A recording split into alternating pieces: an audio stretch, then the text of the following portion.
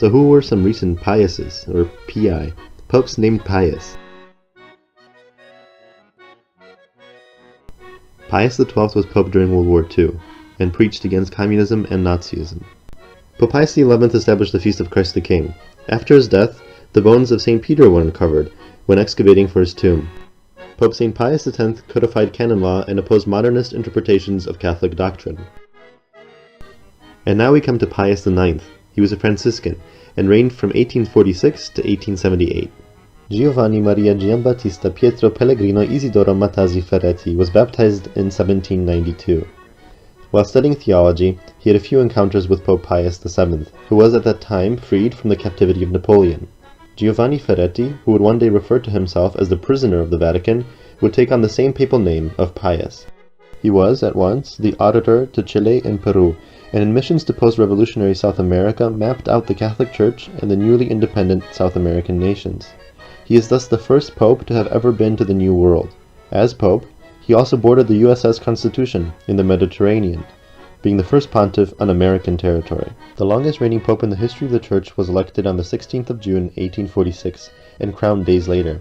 In the public sphere, he was hailed as a liberal, reportedly generous to anti-clericals and the Masonic Carbonari. Sources indicate that for 20 months after the election, he was the most popular man in Italy.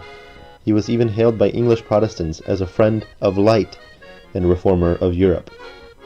But was the Pope, who would later write the Syllabus of Errors and define papal infallibility and the Immaculate Conception, really a radical liberal? Experts refute this legend that was propagated by the political forces at the time in Italy and Europe. Two phases in his pontificate can be delineated, one characterized by great ambiguity, and another in which the Pope seeks to clarify and condemn the errors in society. The ambiguity arose due to both his good-natured attitude and the pressure of the press and advisors supporting the liberalist cause. He would pardon political prisoners in the papal territories on the grounds that they would change their ways, but not all kept their promises. He granted freedom to the press out of goodwill, and was hailed as a champion of liberalism, only to have the church teaching lampooned in the press and his words misconstrued. The political powers and some advisors sought to sway him in every means possible. Crowds praising him, celebrities singing about him, and also protesting against him, depending on the circumstance. This led to ambiguity. Reports made of his great support for the cause of nationalism led to soldiers marching to attack Austrians in his name. Nationalists then sought to banish the Jesuit order, which stood firmly against modernism. And despite firmly denouncing the new government making laws without abiding divine law, he was hailed as a champion of the new parliamentary system. With political pressure mounting, Pius wanted to get out of Rome. He wanted to clarify the ambiguity at all costs. He became a firm and clear defender of the faith, a traditionalist, an opponent of the growing anti-Christian movements, and to the lament of liberals was still an intellectual, as well as a warm, likable man, not fitting to their caricature of the church and religion. In a time of growing disregard for sin and morality, the definition of the dogma of the Immaculate Conception emphasized that humanity is fallen and subject to original sin. It is through Christ that we are sanctified. He wrote 38 encyclicals clarifying church dogma, doctrine, moral positions, condemning many heresies and movements in secular society. He convened the First Vatican Council and also defined much of the structure of the Holy See we know today. Pius IX wrote the Syllabus of Errors, condemning 80 heresies, in particular modernism, liberalism, moral relativism, and secularization. The cries of praise for Papa Pio IX, or Pius IX, turned to hatred, mockery, and a nickname, Pio No No. Garibaldi, one of the founding fathers of the new secular state, named his ugly goats after him and the Secretary of State. The revolutionaries were gaining ever more power, banning the pilgrimages in Rome that came to signify the universality of the Church. His reputation was ruined, Rome was taken from him, the revolutionaries moved into the papal palaces, the Masons established their headquarters across from St. Peter's. Even more concerning were the reports beyond Europe. In England, John Henry Newman had to even intervene, as the Pope's condemnation of modernism was taken way out of context.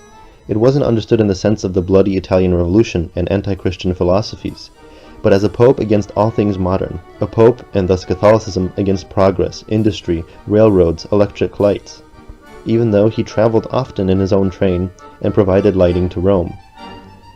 In all this pressure, and with his name tarnished, It's a good thing that the Blessed Pope had a warm charm and wit, and a universal understanding of the Church. He founded missions worldwide, appointed international cardinals, canonized saints in remote corners of the world, loved to talk to prisoners who once fought against him, who quickly saw his kind-hearted nature and fervent love for Christ. Dr. John Rao of St. John's University has given lectures on this pope and insights into his traditionalism and also wit. When a delegation of Episcopalians visited the pope and asked for a blessing, at first being a bit confused by the request of the non-Catholics, but then with a stroke of wit and surely a twinkle in his eye, gave them the requested blessing. It was in fact the blessing the priest does over incense in the traditional Latin Mass, before the incense is burnt. The Pope, hailed as a champion of modernism and liberalism, who faced the consequences and sought to clarify ambiguities despite all the harm to come, was a simple man, lived a modest life, and had a modest burial. The Italian government asked for the funeral to take place 3 years after his death, in the middle of the night in a church outside the walls of Rome. A group of anti-Catholic nationalists screamed, "Long live Italy! Death to the Pope! Death to the priests!" and tried to steal the body of the Pope and throw it into the Tiber River. He was beatified along with Pope John XXIII on September 3, 2000 by John Paul II. There is great affection for him, in particular in Spain and South America, where streets, monuments, and a super sweet pastry is named Pio Nonno.